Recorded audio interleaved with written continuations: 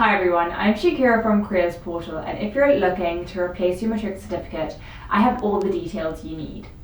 Careers Portal is your one-stop shop when it comes to finding learnerships, internships and bursaries, as well as any information you need about studying and your future career. Have you lost or damaged your Matric certificate?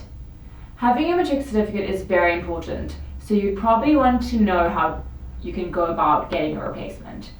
You must apply for a replacement Matric certificate at the Department of Basic Education, DBE, or Provincial Education Department, PED, by completing the replacement application form.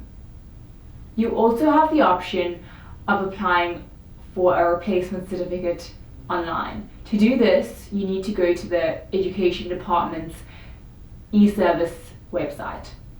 Then you need to create an account or login if you already have one.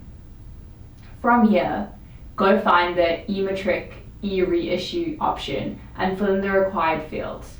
You'll also need to submit an affidavit saying that you lost your certificate and what you need, a certificate copy of your ID, as well as proof of payment for the fee needed.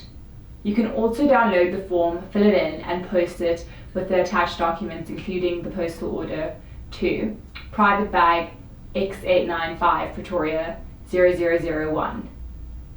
It then takes between 4 to 6 weeks for a replacement certificate to be issued. You can ask the department to send you a statement of results while waiting for the release of your certificate. If the certificate is damaged, you will have to return it to the Department of Basic Education. Should you need further assistance on how to get a replacement certificate, the Department of Education office in every province should be able to help you.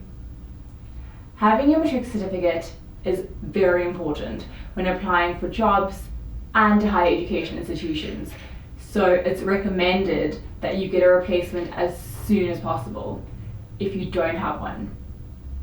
Let us know in the comments below what your favourite Matric memory is, and don't forget to like this video and subscribe to our YouTube channel. Thanks for watching, and see you next time.